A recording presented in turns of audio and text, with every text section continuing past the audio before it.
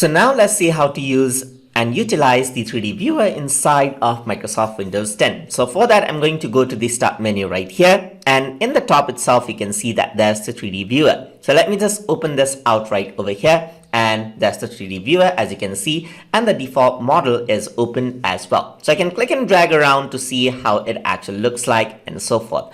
So now what I can do is, with the 3D viewer, I have some options over here on the right side. This is not an editor, but rather a viewer. So it lets you see the 3D object in different ways, as you can see right over here. So now, once you go to the 3D viewer on the top right, you can see that there's the 3D library right over here, where you can search for different 3D objects from Microsoft Collection. So let's say I'm going to go for latest 3D collection right over here, and then it'll get some 3D models from the Microsoft website right over here, as you can see. So let's see how these flowers look right here. So it's loading the 3D models, as you can see, and then it'll get loaded up right over here. And you can open up any 3D object right over here, which is in the format of OBJ and other compatible formats which you download off of the web as well. So you can see that this is the 3D flowers right over here. So right now you can see that there's the environmental lighting right over here. So you can go for different lightings, as you can see, and see out how they look like, just like that. So this is the default lighting. These are different type of effects, as you can see, and they seem different. Now over here on the bottom hand side, you can see that you can rotate out the light right here in different directions to see how they look in different shades. As you can see, everything is real time right here. You go to the light one, you can change out its colors right over here. So you can choose out the color for the main light, as you can see. You can work around with the other light over here as well and give it a different color right over here and change out the intensity for that as well, as you can see.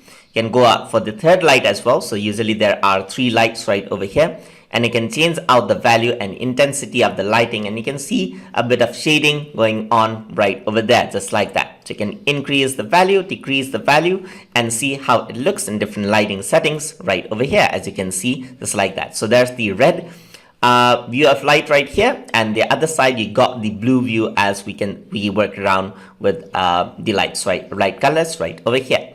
So once you go there, you can zoom in and zoom out by using the scroll mouse button, and then you can click and drag to rotate around right over there.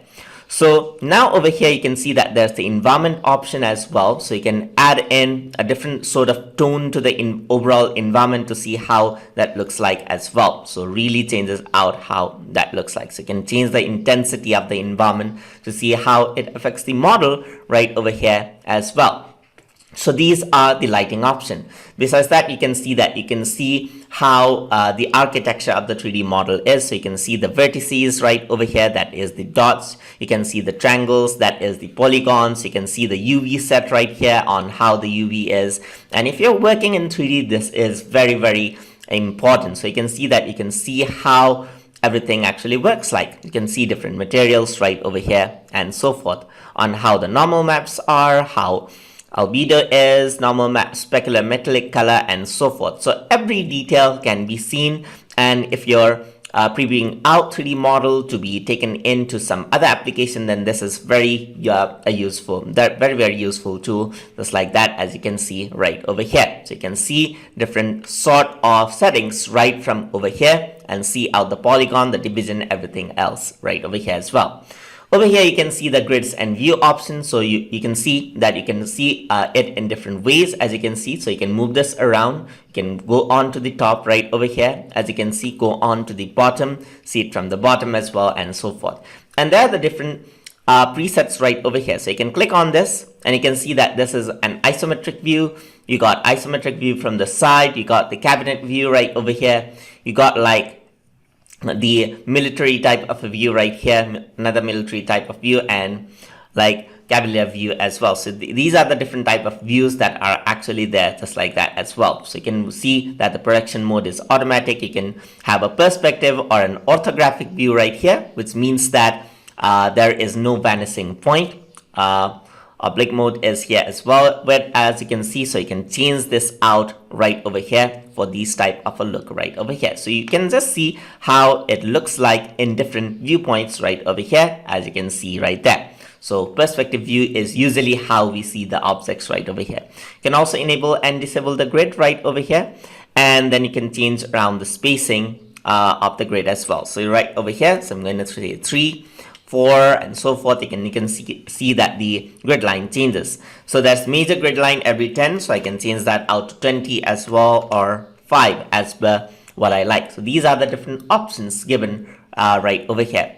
So here's like file menu right here, so you can go access the 3D library. You can open up with recent options right here. You can also open this out with Paint 3D. So what it does is it opens out Paint 3D, and then you are able to edit out the graphics right over here, as you can see right here in 3D view. You want to learn more about how to work with Paint 3D, you can look at my Paint 3D tutorial series as well. So let me just close that down right over here and not save it.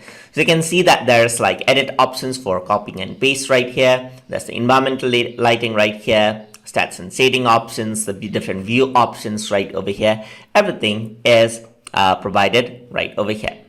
So, and what you can also do is do a quick animation from the bottom end side. So you can see that you can do like a turntable right here where it actually rotates around. As you can see, you can go for a swing like animation right over here, as you can see. So it's rotating around back and forth. You can change the animation speed from right over here as well. You can make it slow or fast right over here for animation preview.